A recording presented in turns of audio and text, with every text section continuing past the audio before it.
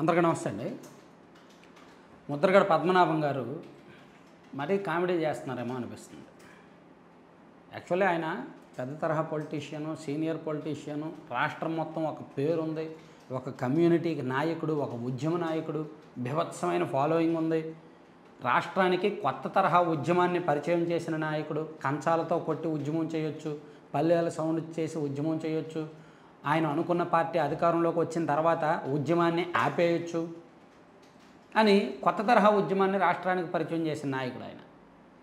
So ఇన్నాళ్లకు ఆయన తనకు ఏదైతే పార్టీ గత 10 ఏళ్ల నుంచి ఇష్టమో, ఏ పార్టీ కోసం తను గత 10 ఏళ్ళగా పనిచేస్తున్నారో ఆ పార్టీలోకి డైరెక్ట్గా వెళ్దామని ముహూర్తం ఫిక్స్ చేసుకొని ఈ నెల 14వ తేదీన సీఎం జగన్మోహన్ రెడ్డి గారి సమక్షంలో వైసీపీలో చేరుతానని ప్రకటించారు. అయితే ఇక్కడ కామెడీ ఎక్కడో అనిపించిందంటే, నాకు ఒక 3 రోజుల కిందట ఆయన లేఖ రాశారు, పబ్లిక్గా ఓపెన్గా ఒక లేఖ రాశారు. అదేంటి, నేను ఇలా గౌరవ ముఖ్యమంత్రి గారి సమక్షంలో వైసీపీలో జాయిన్ అవ్వబోతున్నాను, మీరందరూ భారీగా తరలిరండి, మీ కార్లు వేసుకొని తరలిరండి, మీ అందరూ కూడా సొంత వెహికల్స్ ఏర్పాటు చేసుకోండి, దారిలో మీ భోజనాలన్నీ మీరే తెచ్చుకోండి, నేనేమి ఏర్పాటు చేయను. అంటే ఏంటి, అది చూసే వాళ్ళందరూ ఓహో ముద్రగడ పద్మనాభం గారు స్వచ్ఛందంగా జనాలను రమ్మంటున్నారు, సో భోజనం ఖర్చు పెట్టకుండా, ట్రావెలింగ్కి ఏమీ ఇవ్వకుండా. ఈ రోజుల్లో రాజకీయంగా ఇటువంటి ర్యాలీలు కానీ చేరికలు కానీ ఏం జరగాలన్నా సరే కనీసం జేబులో చమురు వదలాల్సిందే, భారీగా ఖర్చు పెట్టాల్సిందే కదా, అందరికీ తెలిసిందే. ఒక చిన్న సర్పంచ్ ఎలక్షన్స్కైనా సరే, సర్పంచ్ ఒక చిన్న ర్యాలీ చేయాలన్నా సరే సాయంత్రం ఎంతో కొంత డబ్బులు ఖర్చు పెట్టాల్సిందే. అటువంటిది ముద్రగడ పద్మనాభం గారు తనను తాను నిరూపించుకునే తపనలో భారీగా తరలి వచ్చేయండి, మీ ఖర్చులు మీరే తెచ్చుకోండి, మీకు మీరే వెహికల్స్ అరేంజ్ చేసుకోండి, మనం అదరగొట్టేద్దాం, దొల్లగొట్టేద్దాం, మన బలం చూపిద్దాం అనేటట్టు మొన్న లేఖ రాశారు. సో 3 రోజులు అయింది, పాపం దానికి రెస్పాన్స్ ఏం పెద్దగా లేదేమో, ఎవరు వచ్చేటట్టు కనిపించట్లేదని అర్థమైందేమో.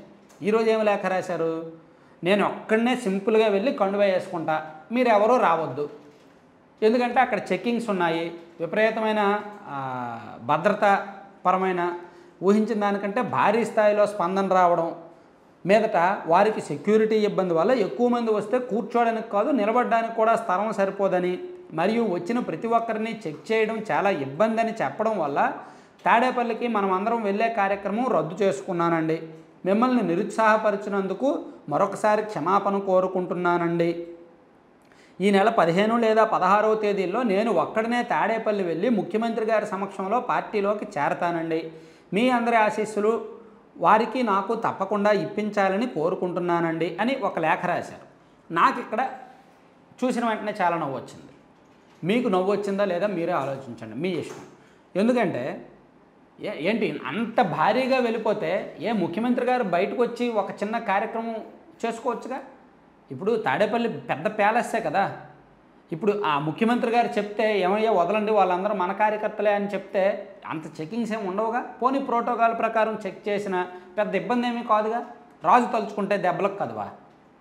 ముద్రగడ గారు వెళ్తున్నారు, ఒక 1000 మందో లేదా 1,00,000 మందో లేదంటే 50,000 మందో లేదా 10,000 మందో 5,000 మందో వచ్చారు, తాడేపల్లి నుంచి బయటకు వస్తారు, ఓపెన్ వెన్యూలో ఒక చిన్న మీటింగ్ పెడతారు.